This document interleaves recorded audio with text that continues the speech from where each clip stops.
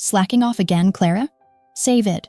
No leaving until every inch of this place is spotless, Martha Foster sneered, entirely dismissing Clara's quiet realization that she was spending her 26th birthday alone again, right before an urgent call forced them straight to a Manhattan private hospital.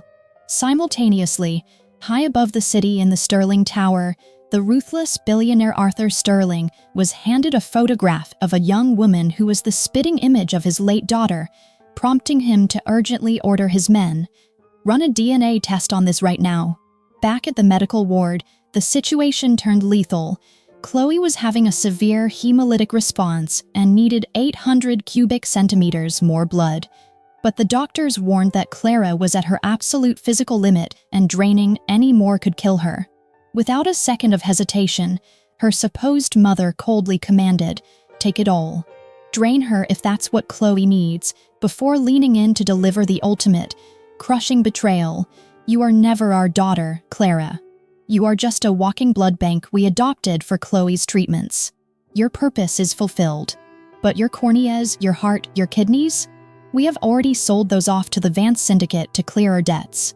Realizing she had never been loved and was merely livestock to them, Clara desperately pushed through the agonizing pain and fled the hospital into the pouring rain, dodging Martha's furious orders to search every floor.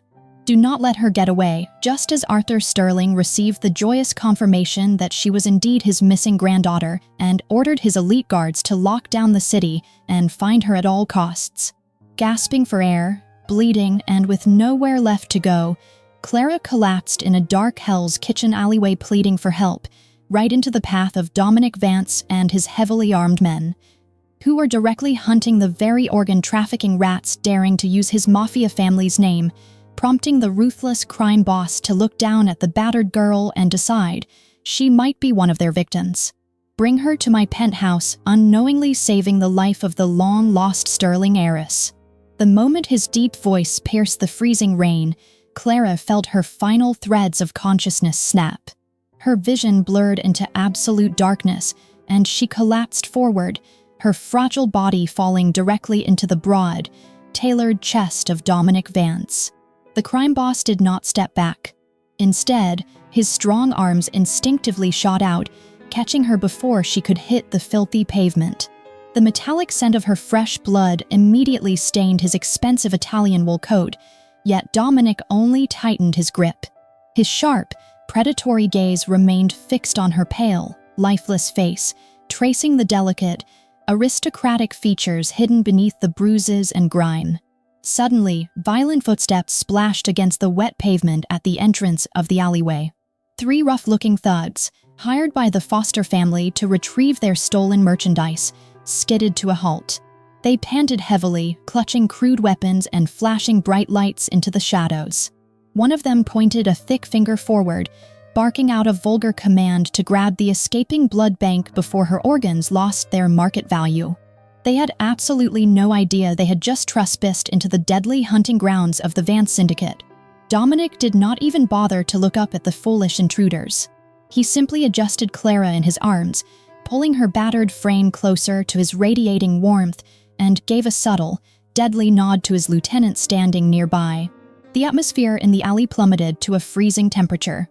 In mere seconds, Dominic's heavily armed enforcers stepped out from the pitch-black darkness like ghosts. The Foster family thugs barely had time to register the terrifying Vance family crests pinned to the men's lapels before the silent slaughter began. There were no loud, drawing gunshots. There was only the sickening crunch of breaking bones and the muffled, desperate gasps as the syndicate professionals executed Dominic's unspoken decree. The intruders were neutralized instantly, their broken bodies dragged away into the shadows to be disposed of where no police force would ever find them. Every drop of filthy blood they spilled was meticulously washed away by the relentless Manhattan rain.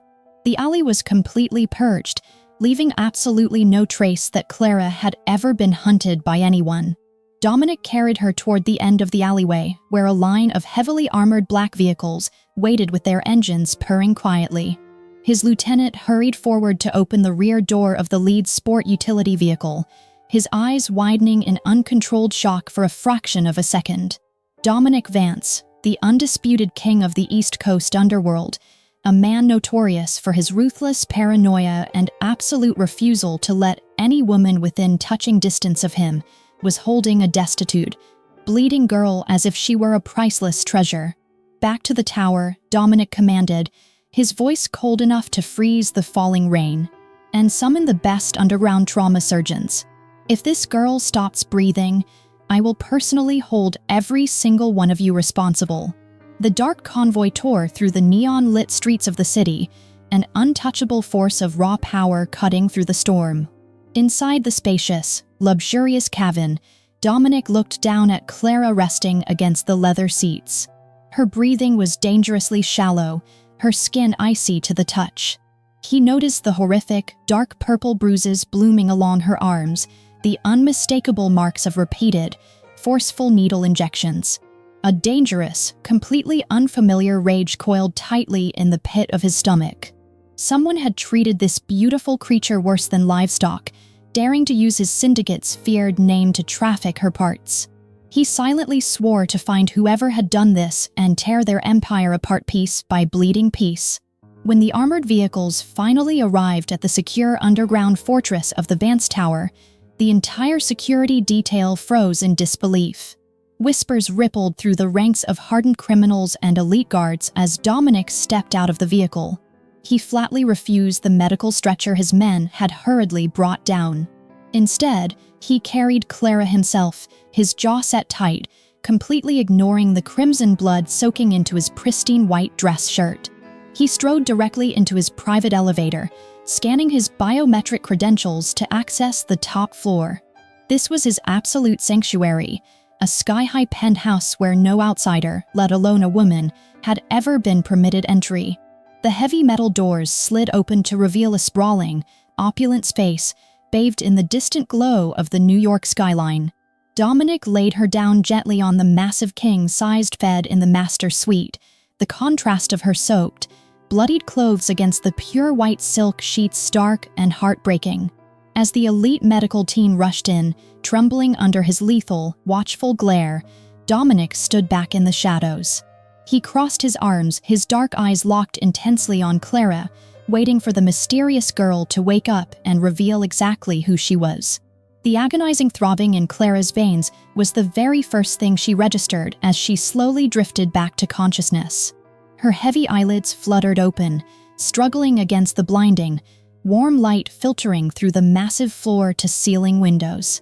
This was not the sterile, suffocating room of the Manhattan hospital, nor was it the freezing, rain-soaked pavement of Hell's Kitchen.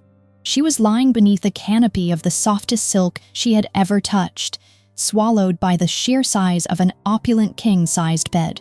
The faint, sharp scent of medical antiseptics lingered in the air, heavily masked by the intoxicating aroma of rich cedar and expensive dark musk.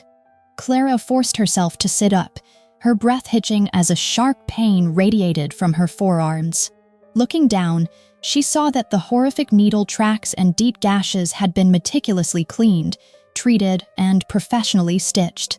A clear intravenous line was feeding vital fluids into the back of her hand, but her survival instincts immediately flared. She was in an unfamiliar domain, and in her 26 years of miserable existence under the Foster family roof, unfamiliarity always meant danger. I would highly advise against ripping that needle out, little bird, a voice resonated from the far corner of the massive suite. It was a dark, commanding baritone that seemed to vibrate through the very walls. Clara flinched, but quickly composed herself, turning her gaze toward the shadows. Sitting in a high-backed leather armchair was the man from the alleyway. Dominic Vance sat with his long legs crossed, his posture radiating an absolute, terrifying authority. He had shed his blood-stained coat and ruined shirt, now wearing a simple, tailored black dress shirt that clung to his muscular frame. His piercing, obsidian eyes were locked onto her, analyzing her every breath and micro-expression. He looked like a lethal predator casually observing a wounded prey that had somehow stumbled into his private den. "You have been unconscious for 18 hours, Dominic stated coldly, rising from his chair with a slow, deliberate grace. He stepped into the light, letting her fully process the danger he represented. My surgeons managed to stabilize your blood levels. You are roughly 20 minutes away from complete heart failure. Now, you are going to tell me exactly who you are, and more importantly, who was stupid enough to harvest your organs using the Vance Syndicate name. The name sent a violent jolt of realization through Clara. The Vance Syndicate. She had just been rescued by the most feared mafia boss on the entire East Coast. The very syndicate the Foster family claimed to be selling her parts to. A normal woman would have collapsed into a fit of hysterical tears, begging the mafia boss for mercy and a safe passage home. But Clara was far from normal. The betrayal she had suffered had burned away every last ounce of her fear, leaving behind nothing but a cold, radioactive hatred. Instead of cowering, Clara reached over and calmly pulled the medical tape off her skin, yanking the intravenous needle out of her hand. A small bead of blood welled up, but she did not even blink. She swung her legs over the edge of the plush mattress, forcing her trembling body to stand upright. She was dressed in an oversized, soft black shirt that clearly belonged to him, reaching down to her mid-thigh. Despite her fragile, battered state, she lifted her chin and met the crime lord's terrifying gaze head-on. "My name is Clara," she answered, her voice raspy but completely devoid of trembling. "And the people you are looking for are the Foster family. Martha Foster and her associates.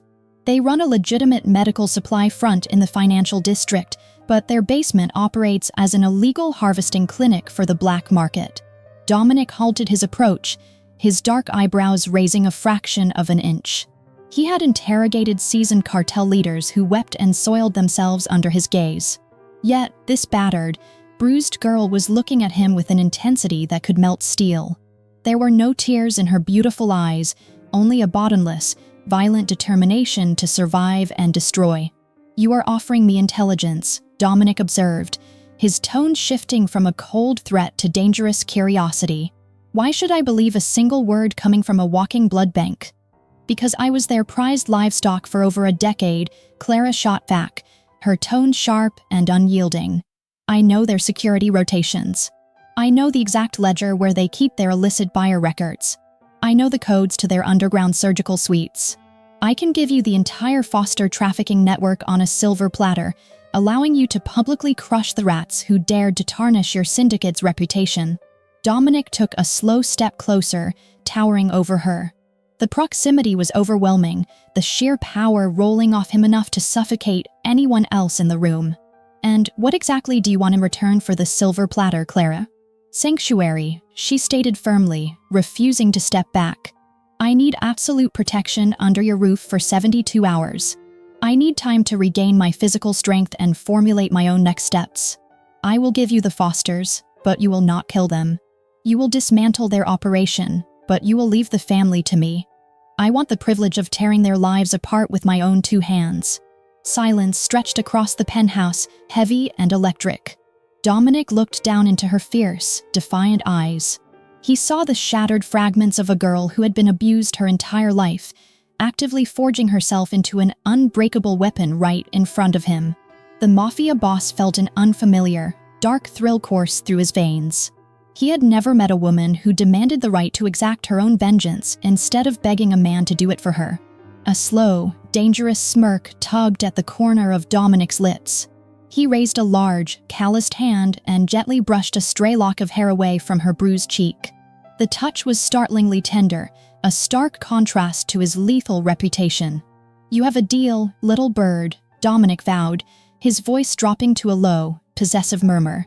"For the next 72 hours, you are under the absolute protection of the Vance Syndicate. No one in this city will dare to lay a single finger on you. Recover your strength. And when you are ready to burn your enemies to the ground, I will personally hand you the matches." While Clara rested high above the city, a terrifying storm of a completely different nature descended upon the Manhattan private hospital. Dozens of heavily armored vehicles bearing the sterling corporate insignia completely surrounded the building, their tires screeching against the wet pavement.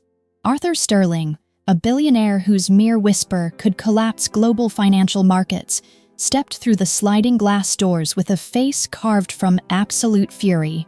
He was flanked by his elite security detail, men who looked more like military operatives than private guards. The hospital staff froze in sheer terror as the lobby was instantly locked down. Arthur slammed his gold-tipped cane onto the pristine marble floor, the sound echoing like a gunshot through the silent room. He demanded the immediate location of the girl from the blood ward.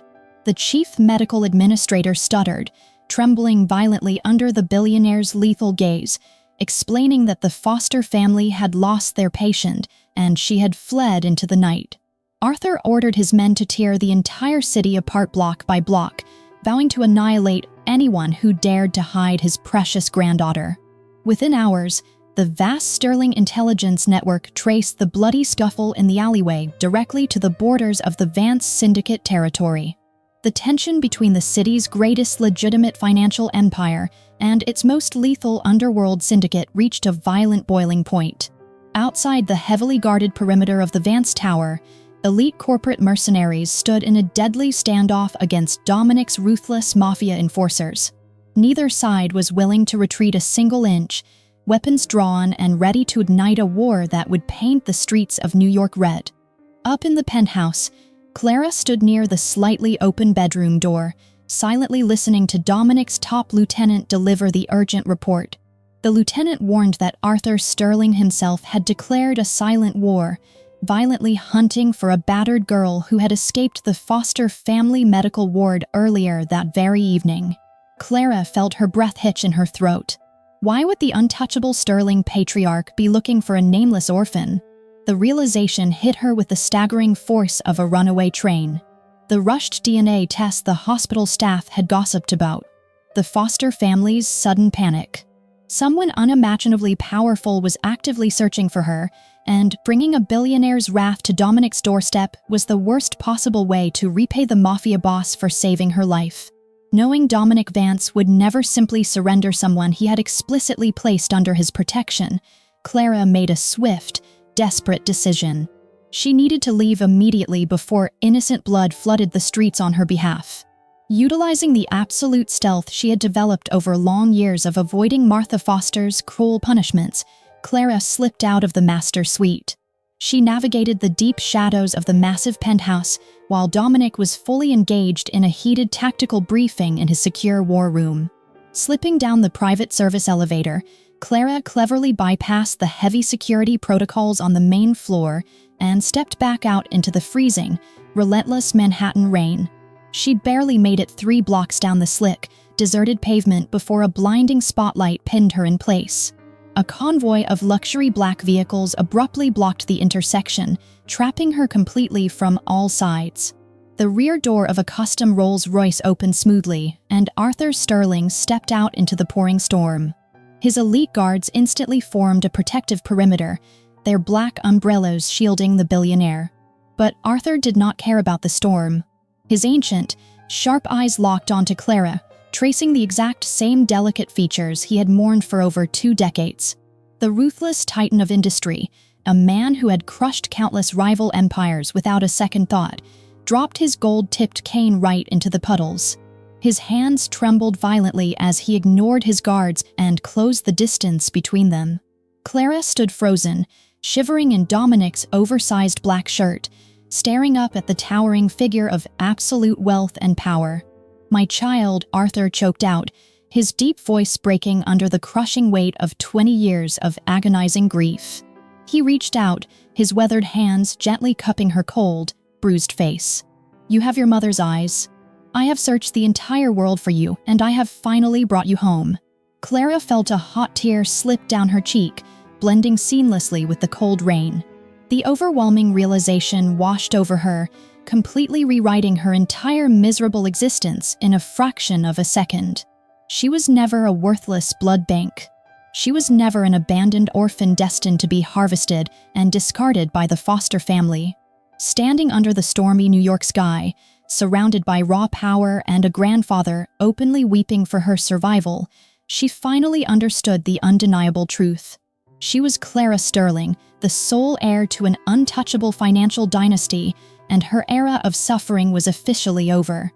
The heavy wrought iron gates of the Sterling ancestral estate swung open, welcoming its long-lost heir into a world of unimaginable wealth.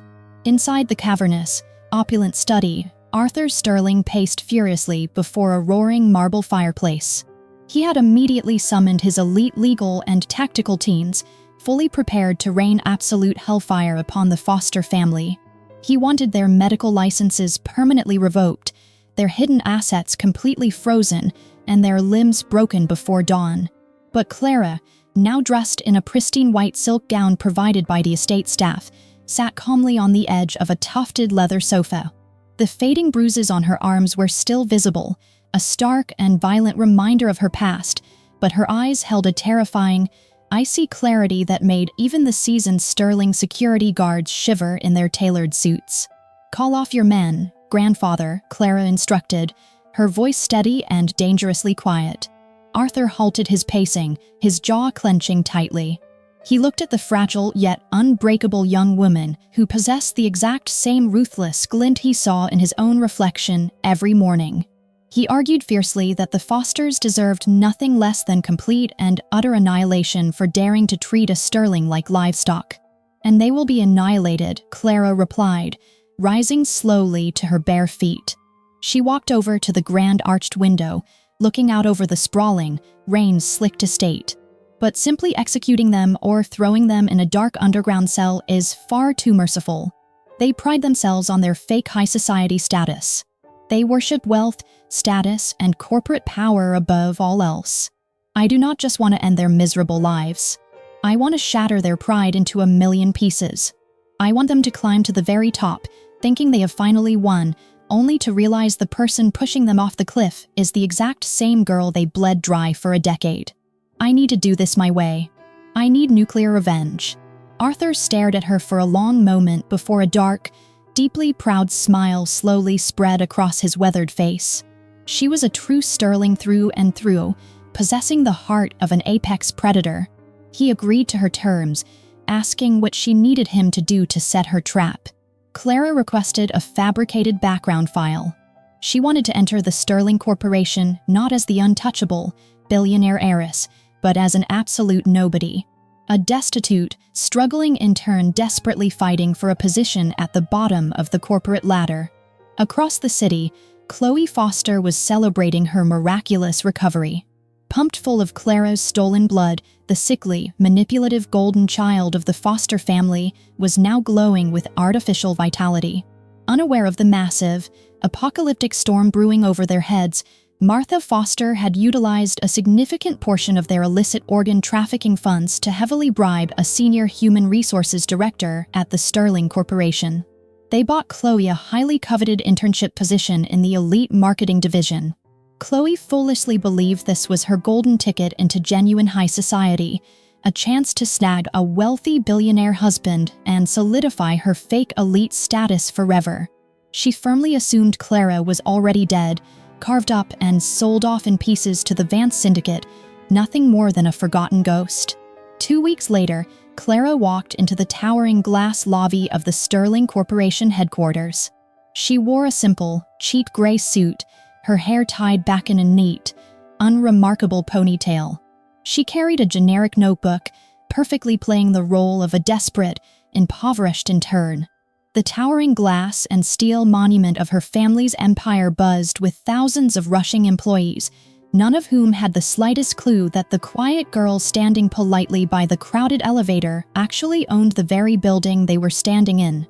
When the elevator doors slid open on the 50th floor, Clara stepped into the bustling marketing department. Before she could even find her assigned desk, a sharp, arrogant gasp echoed through the corridor. Standing near the luxury corporate coffee bar was Chloe Foster, dripping in flashy designer brands purchased entirely with dirty money.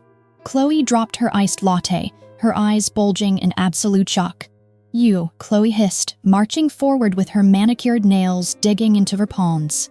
She looked Clara up and down, taking in the cheap suit and the lack of expensive makeup. The initial shock quickly morphed into venomous, hateful arrogance. "How the hell are you still breathing? And what kind of desperate garbage bin did you crawl out of to end up here?" Clara did not flinch.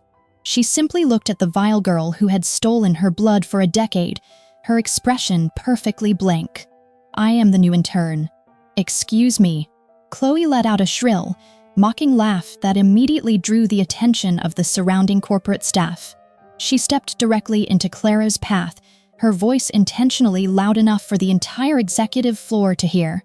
She loudly proclaimed that Clara was a pathological liar, a pathetic charity case her family had generously taken in, only for Clara to steal from them and run away into the slums. Chloe dramatically played the victim, clutching her chest and warning the other interns and supervisors that Clara was a dangerous thief who would absolutely ruin their upcoming projects. Within hours, the toxic poison Chloe had expertly spat began to take a heavy effect. The other interns, eager to please the supposedly wealthy and deeply connected Chloe Foster, immediately began to isolate Clara. They dumped massive piles of tedious, back-breaking paperwork on her small desk, intentionally excluded her from important team strategy meetings, and loudly whispered cruel insults whenever she walked into the break room to get a cup of water. They shoved her into the darkest, most isolated corner of the office, treating her like a diseased outcast unworthy of their presence. Chloe watched from her luxurious corner desk, smirking in absolute triumph, completely oblivious to the terrifying reality. She thought she was bullying a helpless, abandoned orphan. She had absolutely no idea she was declaring a childish corporate war against the supreme owner of the Sterling Empire, nor did she realize that the apex predator of the New York underworld was already keeping a very close, highly dangerous watch on his missing little bird. The atmosphere on the 50th floor of the Sterling Corporation was electric with nervous anticipation. The executive directors were sweating profusely, rushing around to prepare the grand boardroom for the arrival of a highly secretive, ultra-elite VIP client. Rumors had spread like wildfire that this client was bringing a multi-million-dollar development contract that could secure bonuses for the entire year. Chloe Foster, dressed in a highly inappropriate but incredibly expensive scarlet designer dress, aggressively pushed her way to the front of the welcoming committee. She was utterly determined to use her fake charms to seduce the wealthy investor, cementing her stolen position in high society. Meanwhile, Clara was shoved into the cramped corporate kitchenette by her hostile coworkers. They dumped a heavy silver tray loaded with scalding hot porcelain coffee cups into her hands, ordering the lowly intern to serve the boardroom and stay out of sight. Clara accepted the degrading task with a blank, unbothered expression. She knew exactly how corporate power games were played, and she was simply waiting for the perfect moment to drop the guillotine on all of them. The heavy glass doors of the executive suite swung open, and the temperature in the room instantly plummeted. The VIP client had arrived, but he was not some portly, balding corporate executive. Dominic Vance stepped into the Sterling headquarters looking like a lethal god of war draped in a bespoke midnight blue suit. He was flanked by 6 heavily armed syndicate enforcers pretending to be corporate security.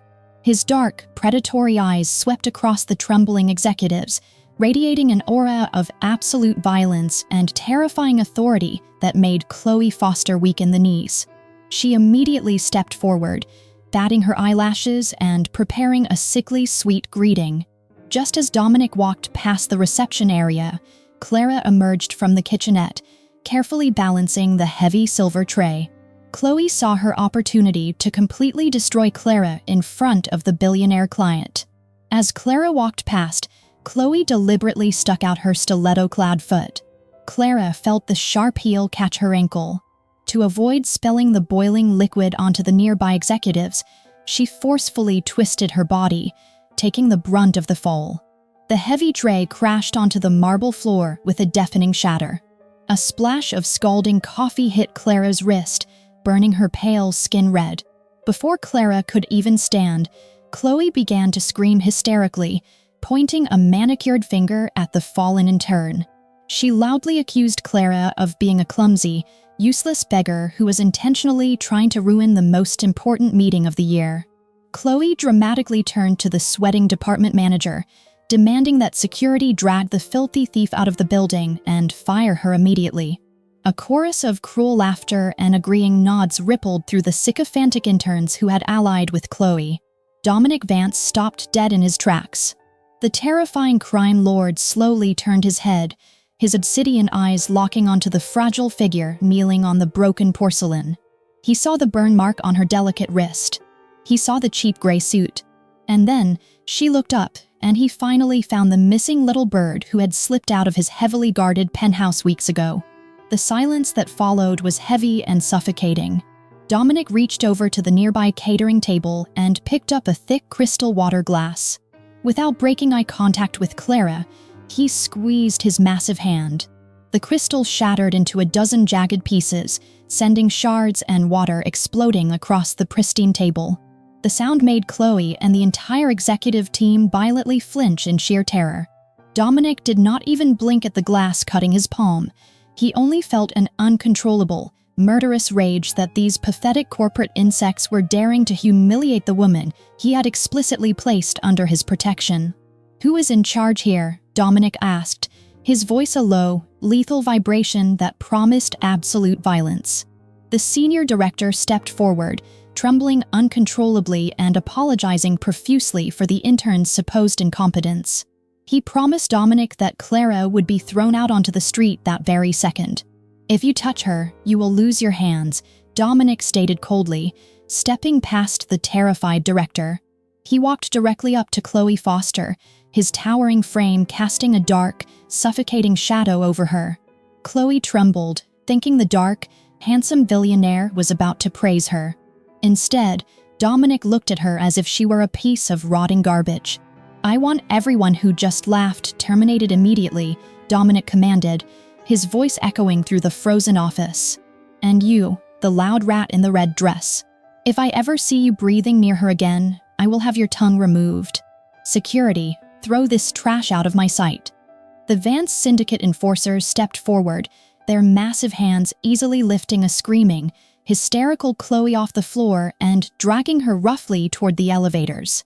The executives stood paralyzed in absolute shock. Dominic then turned his attention back to the senior director, his tone leaving absolutely no room for negotiation.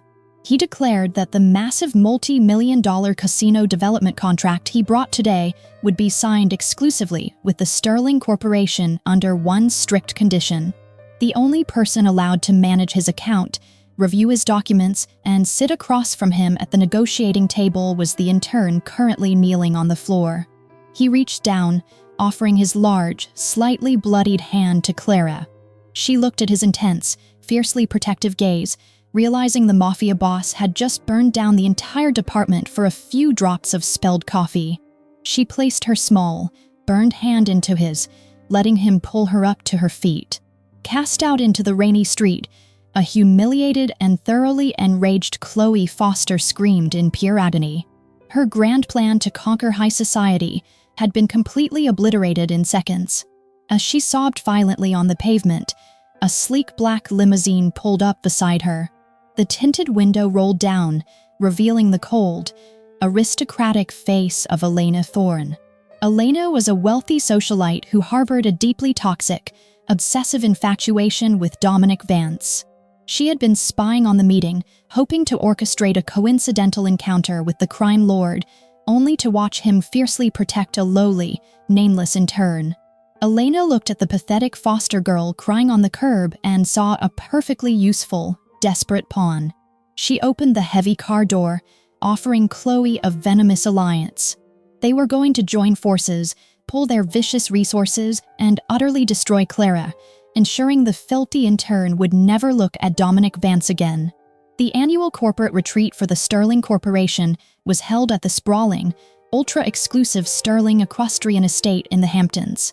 The manicured emerald lawns and massive white marquees were filled with the wealthiest executives and investors on the East Coast. Clara attended the glamorous event in her simple, unbranded attire, strictly fulfilling her role as the dedicated account manager for the Vance Syndicate. Dominic Vance was the undeniable center of gravity at the retreat. Dressed in a perfectly tailored charcoal suit that accentuated his lethal, predatory build, the Mafia Boss radiated a dark, terrifying charisma that kept the corporate elites bowing in respect while keeping a terrified distance. Elena Thorne utilized her family aristocratic connections to secure an invitation, bringing a deeply bitter Chloe Foster along as her malicious lapdog.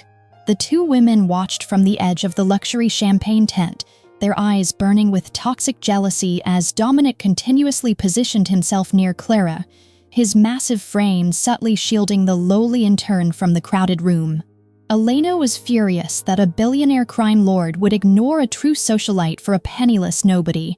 They needed to utterly destroy Clara and expose her as the uncultured, lower-class peasant they believed her to be. The perfect opportunity presented itself when the elite guests were guided to the grand private paddocks for an exclusive viewing of the estate purebred horses. In the center of the reinforced steel enclosure stood Black Emperor, a massive, terrifying stallion with a coat as dark as midnight and eyes filled with wild, untamed fury. The senior stable master nervously warned the wealthy crowd to step back. The beast was a recent, highly secretive gift from Arthur Sterling to his anonymous granddaughter. It was notoriously violent, having already sent 3 professional riders to the hospital with shattered bones. Absolutely no one was allowed to touch it. Elena stepped forward into the crowd, a cruel, calculating smirk playing on her lips.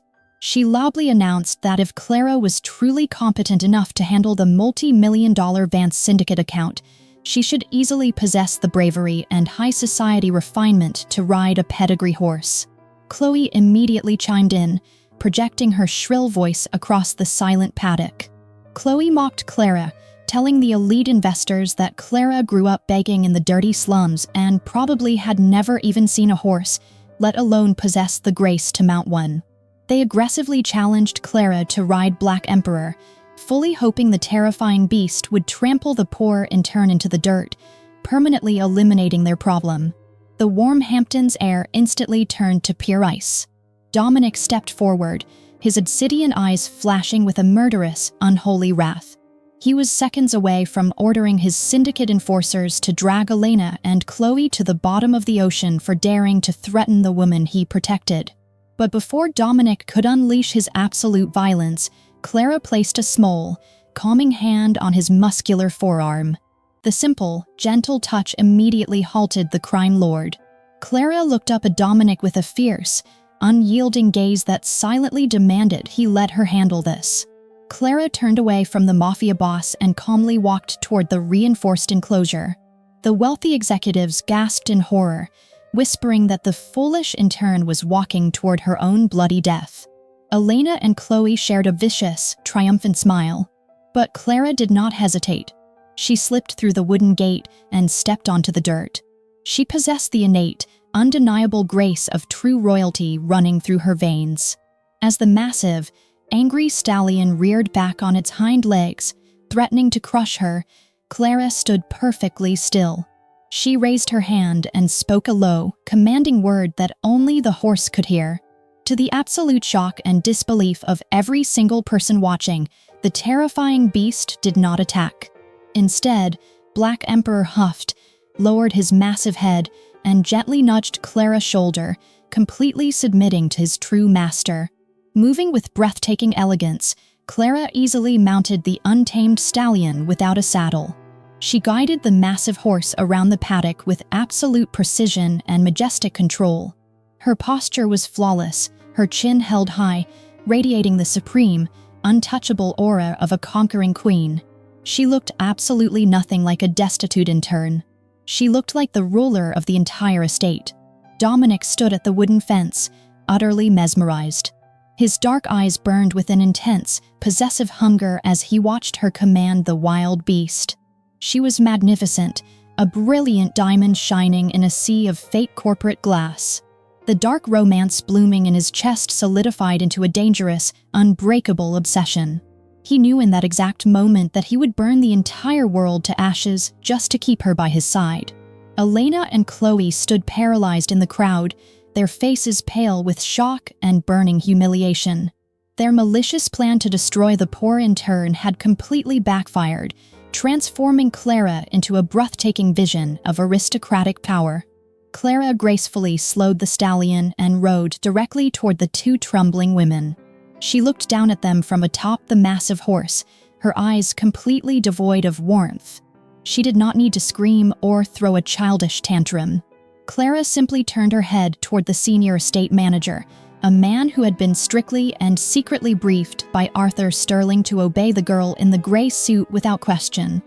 Exercising her hidden, supreme authority, Clara spoke in a calm, icy tone that carried over the silent crowd. She stated that the Sterling estate did not welcome toxic garbage and ordered the immediate removal of the two disruptions. The estate manager bowed respectfully. Within seconds, heavy security guards marched forward, violently grabbing Elena Thorne and a screaming Chloe Foster by their expensive dresses. The two women were unceremoniously dragged kicking and screaming off the pristine property, humiliated and banished in front of the entire laughing high society crowd, while Clara sat upon her dark throne, watching them fall. The aftermath of the Hamptons estate incident left the upper echelons of New York society buzzing with wild rumors, but Arthur Sterling had far more pressing matters to attend to. Deep within the heavily fortified underground vault of the Sterling corporate headquarters, a highly classified summit was taking place. Arthur sat at the head of a massive mahogany table, facing the three ancient, scarred elders of the Vance Syndicate. Dominic Vance sat rigidly at the opposite end, his demeanor radiating a lethal, suffocating boredom. He had only attended this archaic meeting out of minimal respect for his syndicate traditions, his mind entirely consumed by the image of a beautiful intern taming a wild stallion. Arthur cleared his throat, his authoritative voice echoing through the stone chamber. He proposed an unprecedented, permanent alliance between the ultimate light of the financial world and the absolute darkness of the East Coast underworld. To seal this invincible pact, Arthur presented a pristine, gold-embossed contract. It was a formal marriage decree between the terrifying crime lord Dominic Vance and the newly discovered, highly secretive granddaughter of the Sterling Empire.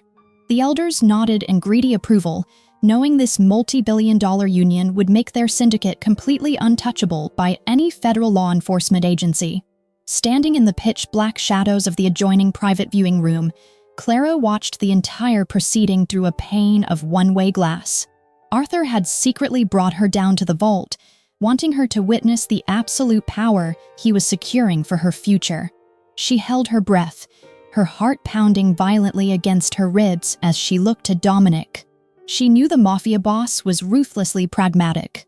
A marriage to the Sterling heiress would grant him infinite wealth and global corporate immunity. It was an offer no sane man could ever refuse. Dominic looked down at the contract worth billions of dollars. The room fell dead silent, anticipating the crime lord's signature. Instead, Dominic slowly stood up. His massive chair scraped harshly against the stone floor, the sound cutting through the tension like a knife. He picked up the heavy parchment, his obsidian eyes completely devoid of interest or respect for the unimaginable wealth it represented. With a slow, deliberate motion, Dominic tore the gold-embossed contract in half. The Vance elders gasped in absolute horror, slamming their fists onto the table, while Arthur Sterling narrowed his eyes into dangerous slits. Dominic did not flinch at the collective outrage of the most powerful man in the city. He threw the ripped pieces of paper onto the polished wood, his voice a low, terrifying rumble that promised absolute destruction to anyone who dared to challenge him. He coldly declared that he had absolutely zero interest in marrying some spoiled, faceless aristocrat who had spent her life hiding in a golden cage. He told the elders and the billionaire patriarch that his syndicate did not need Sterling money to rule the city, and his heart was not a bargaining chip for their corporate gains. Dominic stated with terrifying conviction that he would gladly burn the entire multi-billion-dollar alliance to the ashes before he ever stood at an altar with the Sterling heiress. "There is only one woman in this world who commands my attention," Dominic vowed, his voice echoing with a fierce, unwavering devotion that defied all logic and reason. "She is a penniless intern with nothing to her name, but she possesses more fire and true royalty in her blood than any heiress you could ever offer me. I am going to make her my queen, and if the Sterling Empire or the Syndicate elders attempt to stand in my way, I will wage a war that will drown this entire city in blood." In the dark, isolated viewing room, Clara pressed her trembling hands against her mouth to stifle a sudden, overwhelming sob. Hot tears spilled over her eyelashes, streaming down her face in a relentless cascade. She had spent 26 years believing she was completely unlovable, treated as nothing more than a disposable commodity by the Foster family. Yet here stood the most terrifying, ruthless predator in New York, actively rejecting the greatest fortune in human history and declaring a suicidal war against her own grandfather, all just to fiercely protect the poor, destitute version of her. The beautiful irony of the situation shattered her heart in the most agonizing, breathtaking way. Dominic Vance was completely willing to destroy the sterling heiress to protect Clara, having absolutely no idea that the woman he was ruthlessly rejecting and the woman he was violently protecting were the exact same person.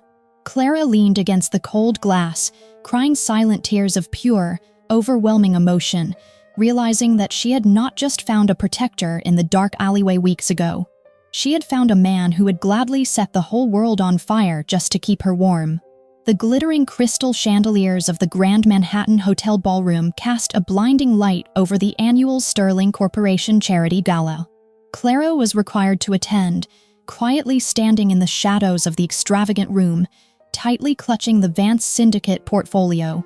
Her heart was still trembling from the breathtaking confession she had secretly witnessed in the underground vault just days prior. She knew Dominic Vance loved her with a terrifying, absolute devotion, but she still needed to maintain her fragile cover as a destitute in turn to fully spring her final trap on her abusers. Watching from the balcony above, Elena Thorne and Chloe Foster sneered with toxic, unadulterated hatred. Their humiliating banishment from the Hamptons estate had completely consumed their minds, twisting their jealousy into a desperate, malicious plot. They were absolutely determined to destroy the poor in turn, fully believing that ruining Clara's reputation on camera would instantly disgust the ruthless Mafia Boss and force him to abandon her. Utilizing a heavily bribed waiter, Chloe managed to slip a potent, fast-acting narcotic into the simple glass of water Clara requested. Clara took a small sip, completely unaware of the lethal poison. Within minutes, the massive ballroom began to spin violently. A heavy, suffocating heat flooded her veins, and her limbs turned to lead. Her vision blurred into distorted colors. Before Clara could even reach for her phone to alert the undercover estate manager or Dominic's hidden guards, two massive, crude thugs dressed in fake hotel security uniforms flanked her. They gripped her arms tightly, dragging her limp, unresponsive body toward a restricted service elevator. They took her up to a pre-booked suite on the top floor, with Elena and Chloe following closely behind, clutching a high-definition camera to record the ultimate destruction of Clara's dignity. Inside the dimly lit hotel suite, the thugs callously threw Clara onto the center of the large mattress. Clara fought desperately against the terrifying drug, her brilliant mind screaming commands that her paralyzed body simply refused to obey. She could barely keep her eyes open. Elena stepped forward, her aristocratic face twisted in an ugly, vicious sneer, while Chloe laughed shrilly. Elena commanded the filthy thugs to rip the intern's clothes and get into position for the recording, gleefully taunting Clara that her pathetic corporate fairy tale was about to end in absolute filth and public ruin. Down in the ballroom, the elite Vance Syndicate shadow detail assigned to watch Clara noticed her sudden disappearance. The urgent alert reached Dominic Vance in mere seconds. The Mafia Boss was already en route to the gala, and the terrifying news completely shattered his thin veil of restraint. Dominic did not just send his enforcers into the hotel, he descended upon the building himself like an apocalyptic hurricane of pure, concentrated wrath. Up in the suite, the first thug reached out with his filthy, calloused hands, preparing to grab Clara's fragile shoulder. He never got the chance. The heavy oak door of the hotel room exploded inward with a deafening crash. The thick wood splintered into 1,000 jagged pieces under the sheer, ungodly force of Dominic's kick. The crime lord stepped into the room, his pristine black suit radiating a dark, suffocating aura. His obsidian eyes were pitch-black pools of murderous intent. Elena and Chloe shrieked in absolute terror, instantly dropping the expensive camera as the temperature in the room plummeted to freezing. Dominic did not speak a single word. He crossed the room in a terrifying blur of lethal motion. He grabbed the first thug by the throat, lifting the massive man off the floor before slamming him brutally onto the thick glass coffee table. The glass shattered completely, but Dominic did not stop. With a sickening crunch that echoed through the silent room, Dominic systematically snapped the thug's arms, completely destroying the joints to ensure the man would never be able to touch another human being again. The second thug desperately pulled a hidden blade, but Dominic disarmed him with terrifying ease, driving his expensive leather shoe into the man's knees until the bones shattered into dust. The luxurious hotel suite was instantly painted in dark crimson.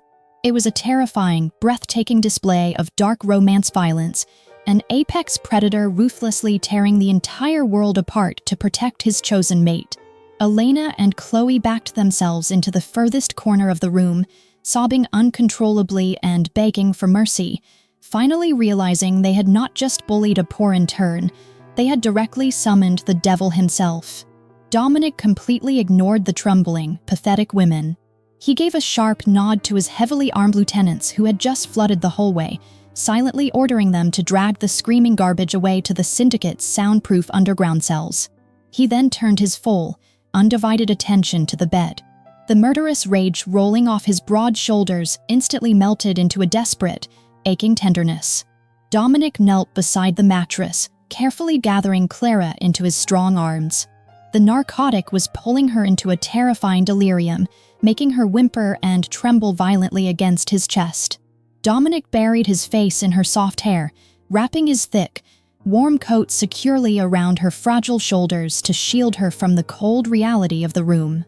He held her impossibly close, whispering dark, soothing promises into her ear, grounding her scattered mind in his steady, powerful heartbeat. He easily lifted her into his arms, carrying her out of the blood-soaked room. As he walked past his kneeling, terrified enforcers in the hallway, Dominic Vance declared fiercely that the woman resting against his chest was the one and only queen of his underworld empire, and anyone who ever dared to breathe in her direction again would face an eternity of suffering. Clara awoke the next morning in the absolute safety of the Vance penthouse, the terrifying narcotic completely flushed from her system. Dominic sat beside the bed, his dark eyes filled with a lingering, lethal rage. He wanted nothing more than to butcher the two women currently locked in his soundproof underground holding cells. But Clara gently reached out, placing her warm hand over his scarred knuckles. She softly reminded the crime lord of her vow to destroy her abusers her own way. She needed the Thorne family and the Foster family to feel absolutely invincible before they were pushed off the cliff. With immense reluctance, Dominic obeyed the only woman who could command his dark heart. He ordered his men to release Elena Thorne and Chloe Foster, allowing the two malicious women to falsely believe their aristocratic connections had somehow intimidated the terrifying syndicate into letting them go. This calculated release immediately sparked the next catastrophic phase of Clara nuclear revenge. Elena, fueled by toxic humiliation and a desperate need to reassert her absolute dominance, convinced her powerful father to launch a massive financial assault. Utilizing deep political connections and corrupt media outlets, the Thorne family flooded the financial sector with fabricated, highly damaging rumors. They aggressively pushed a false narrative that the Sterling Corporation was silently drowning in massive offshore debt and teetering on the absolute brink of total bankruptcy. The stock prices wavered dangerously, and the elite society began to whisper that the legendary Sterling Empire was finally crumbling to dust. Amidst this manufactured corporate panic, the annual Manhattan Elite Charity Auction took place at a grand museum hall. It was the perfect, highly publicized battleground. Elena Thorne marched into the opulent venue dripping in diamonds, loudly gloating to the press about the impending downfall of the Sterling Empire. She firmly believed she was the untouchable queen of the city, utterly convinced that her family had already won the corporate war. Clara arrived quietly, wearing her usual modest attire, blending into the background like a forgotten shadow. However, her presence was entirely orchestrated by Arthur Sterling. The absolute centerpiece of the auction was a breathtaking, vintage diamond necklace that had once belonged to Clara's late mother. It was a priceless Sterling family artifact deliberately placed on the auction block to bait the trap. When the heavy velvet curtains parted and the auctioneer presented the glowing diamond necklace, Clara stepped forward into the bright light. She raised her numbered paddle, placing a modest opening bid of $500,000. Elena spotted the lowly intern across the room and let out a shrill, mocking laugh. The aristocratic socialite saw the perfect opportunity to publicly humiliate the girl who had stolen Dominic's attention. Elena immediately raised her own paddle, shouting a bid of $1 million. She cast a venomous sneer toward Clara, loudly proclaiming to the surrounding elites that penniless beggars had absolutely no right to even look at such exquisite jewels. Clara expertly played her part to absolute perfection. She allowed her small shoulders to tremble slightly, her beautiful face twisting into a mask of pure, desperate agony. She clutched her chest, making it entirely obvious to the wealthy crowd that the necklace held deep, irreplaceable sentimental value to her. With a shaky, heartbroken voice, Clara bid $2 million. Elena fed entirely on Clara-fabricated despair. The socialite toxic pride and blinding arrogance took absolute control of her rational senses. She instantly countered with $5 million. The opulent hall fell into a stunned silence as the bidding war escalated into pure madness. Clara pushed the price higher, acting increasingly frantic and devastated with every single raise. She bid $10 million. Elena, completely drunk on her own perceived superiority and desperate to crush the intern's soul, immediately yelled $15 million. Clara bit her lower lip, staring at the diamond necklace with tear-filled eyes. She raised her paddle one final time, her voice cracking perfectly as she bid $20 million. The crowd gasped loudly. Elena was vibrating with malicious triumph. She wanted to completely shatter Clara right there in the grand hall. Without a single thought for her family's actual financial limits or corporate ledgers, Elena proudly raised her chin and screamed a final, staggering bid of $30 million. She turned to Clara, her eyes burning with vicious victory, loudly telling the intern to crawl back to the filthy slums where she belonged. The auctioneer called the final price 3 times and slammed his heavy wooden gavel down. Sold to the Thorne family for $30 million. The exact moment the gavel struck the podium, the desperate, heartbroken expression on Clara's face vanished instantly. The trembling stopped completely. She lowered her paddle, and a cold, chillingly predatory smile spread across her aristocratic features. She did not shed a single tear. Instead, she looked directly at Elena with the terrifying, calculating gaze of a true sterling patriarch. Clara offered a slow, mocking clap that echoed loudly through the silent hall. She calmly congratulated Elena on winning the necklace, smoothly turning around and walking out of the grand room with absolute, untouchable grace. Elena stood frozen, a sudden, paralyzing dread creeping up her spine as she watched the intern leave without a single ounce of defeat. The socialite did not yet realize the catastrophic magnitude of her mistake. By committing $30 million in pure, liquid cash to a charity auction, Elena had just drained the absolute last of her family operational reserves. Combined with the massive capital they had foolishly burned to short the sterling corporate stocks based on their own fake rumors, the Thorne family had just stepped directly into a fatal liquidity trap. They were completely out of cash, their assets were hopelessly frozen, and Clara had just handed them the heavy rope they would use to hang their entire dynasty. The morning sun rose over Manhattan, bringing with it a manufactured media storm. The fabricated news of the Sterling Corporation intending bankruptcy dominated every single financial broadcast. The Thorne family arrogant gamble seemed to have worked, blinding the elite society to the absolute catastrophe brewing beneath their feet. Elena Thorne awoke believing she was the conqueror of New York, completely unaware that her $30 million charity bid had just bounced, instantly freezing all her family banking assets and triggering a fatal margin call that would annihilate her entire dynasty by noon. Meanwhile, Clara walked calmly into the dimly lit, underground parking garage of the Sterling corporate headquarters. The shadows stretched long and cold across the concrete floor. She had barely taken 10 steps when the screech of tires echoed through the cavernous space. Two rusted, unmarked vans violently blocked her path. The doors slid open and Martha Foster stepped out, accompanied by a deeply vindictive Chloe Foster and a crew of heavy, menacing thugs clutching medical restraints. Martha looked at Clara with a toxic, predatory gleam in her eyes. The cruel matriarch had consumed the fake news of the Sterling collapse, foolishly believing that whatever corporate protection Clara had managed to secure was now completely gone. Martha sneered, taking a step closer, proudly declaring that the pathetic intern had finally run out of luck. Chloe laughed her shrill, grating laugh, taunting Clara that Dominic Vance had surely abandoned her the second he realized she was a cursed, worthless beggar who brought ruin to everything she touched.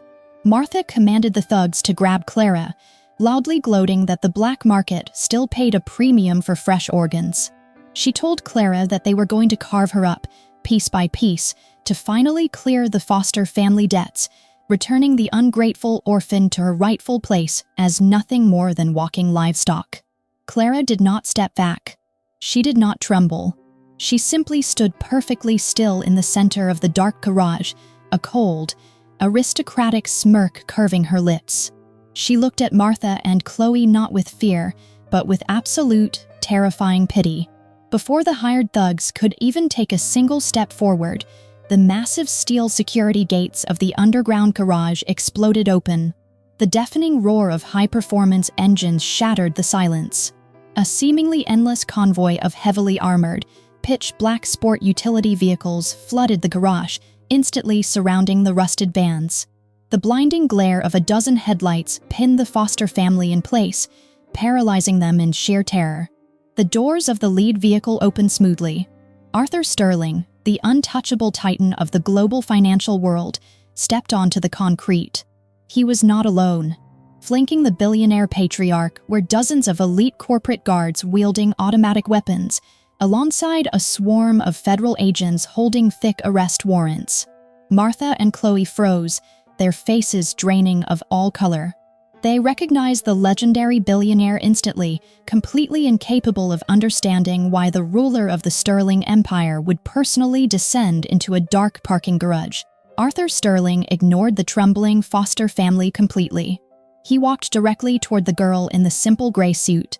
To the absolute shock and horror of every single person watching, the ruthless, terrifying billionaire stopped in front of Clara, lowered his head in a deep, respectful bow, and gently took her hand.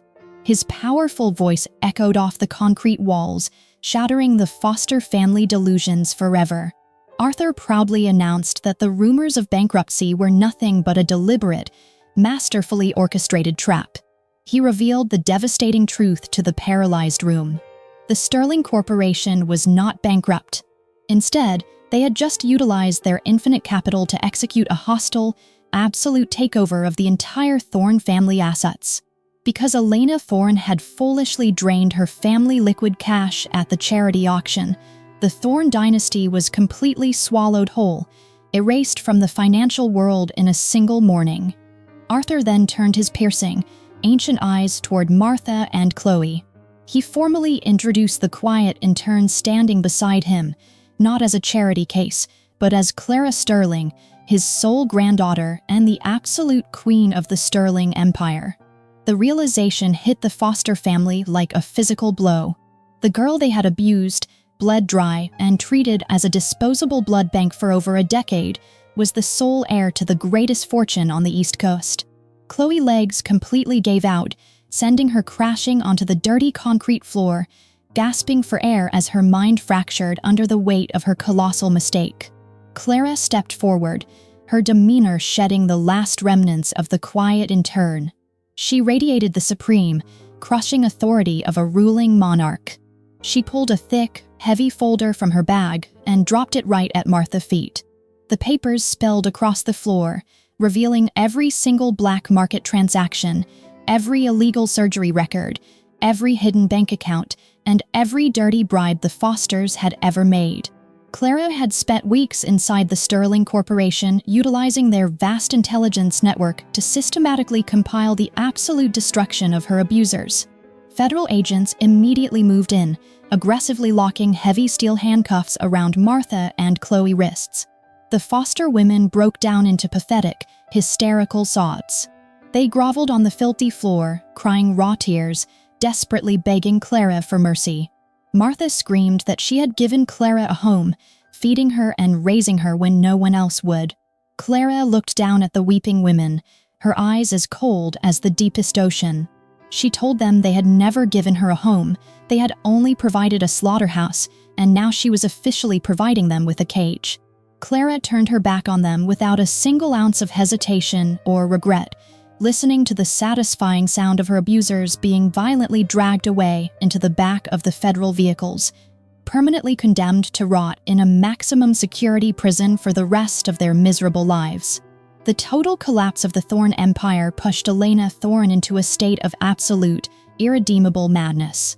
Stripped of her immense wealth, her aristocratic title, and her fragile sanity, she liquidated the very last of her hidden illicit diamonds to hire a ruthless underground mercenary gang. Elena did not care about reclaiming her money or rebuilding her corporate reputation.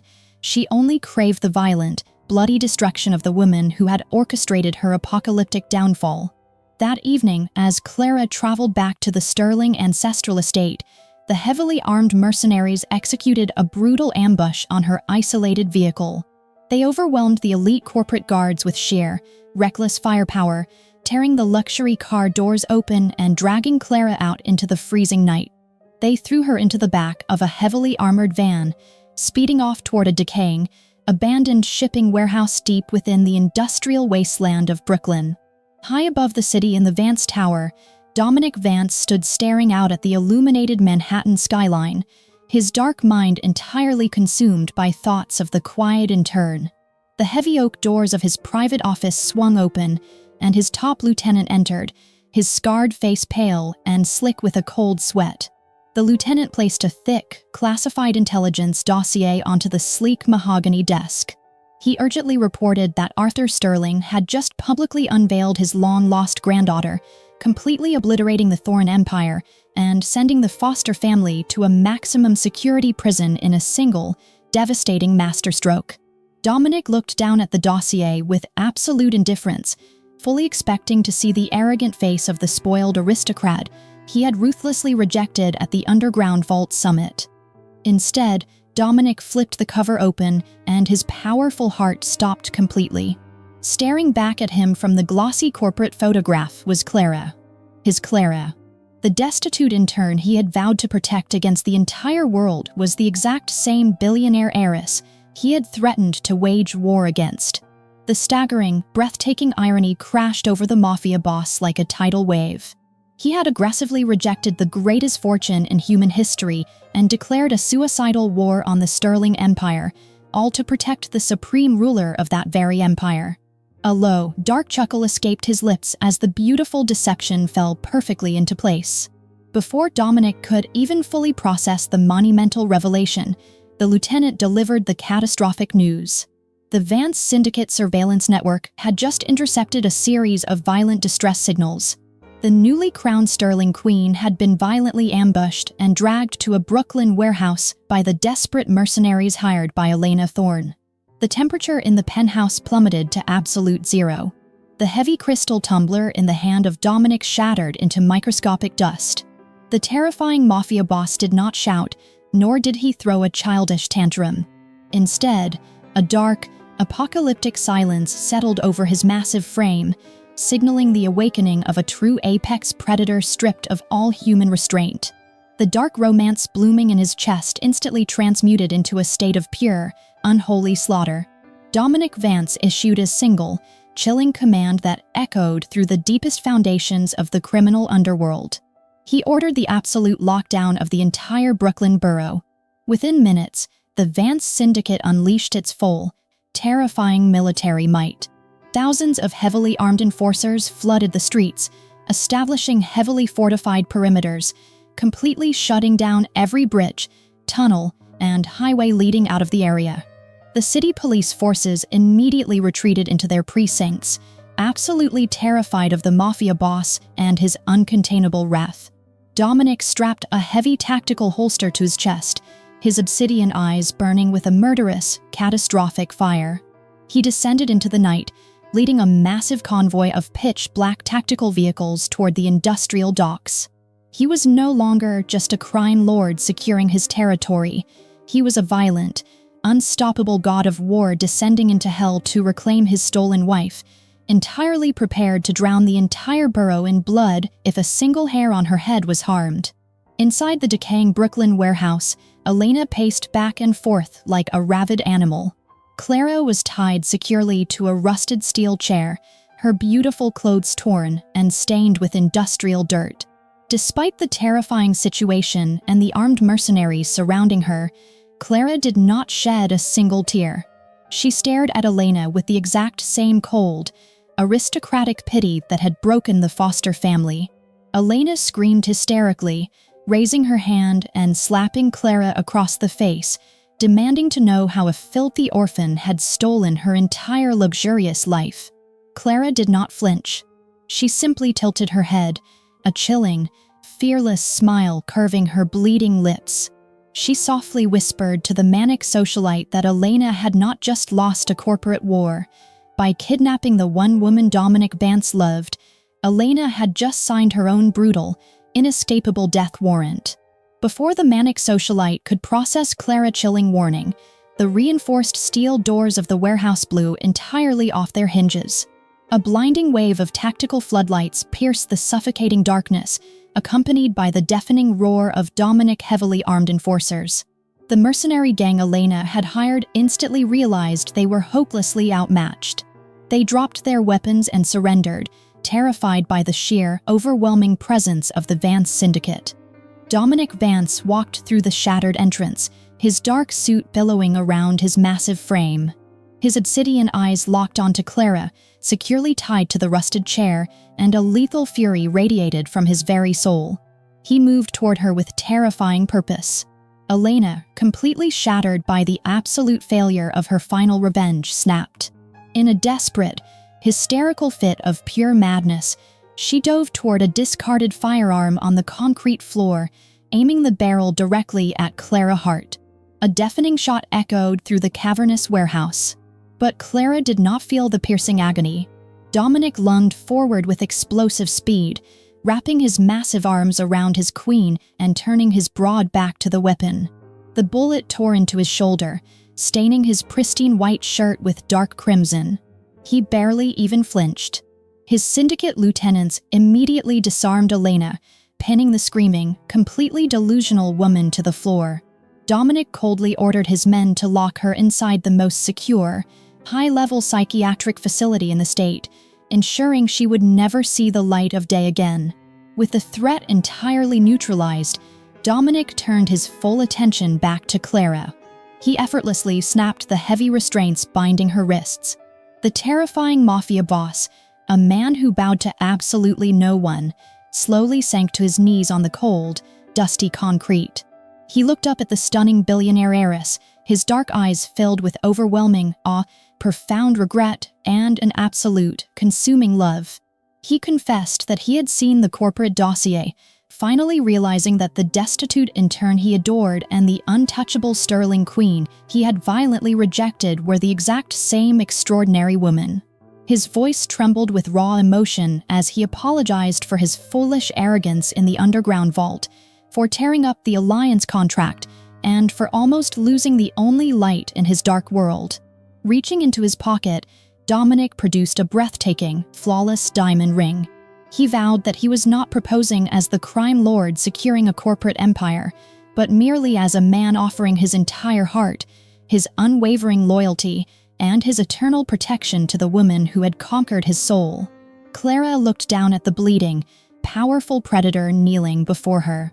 Tears of pure, overwhelming joy cascaded down her cheeks.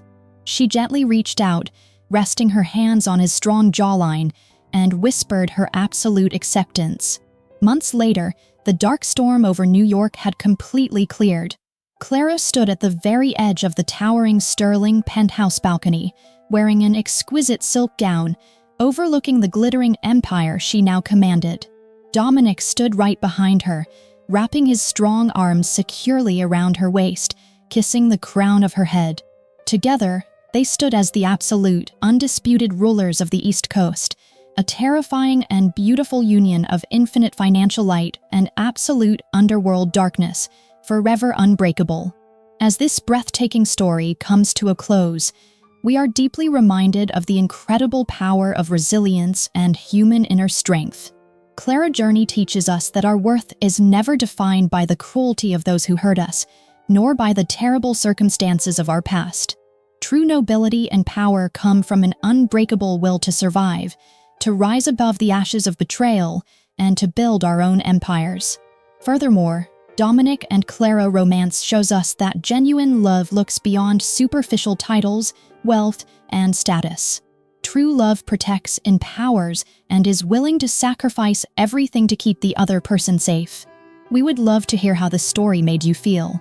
How do you relate Clara's incredible journey of overcoming abuse and claiming her true destiny to your own real-life struggles? Please share your thoughts and emotions in the comments section below, as we truly desire to listen to the feelings from the very bottom of your hearts. If you enjoyed this emotional and thrilling drama, please take a moment to subscribe to our channel, like this video, and share it with your friends. Your support helps us bring you many more attractive and deeply moving stories every single day. We also want to take this moment to wish everyone watching this video robust health, a joyful life every single day, and absolute peace in your hearts. Goodbye, and we will see you in the next video.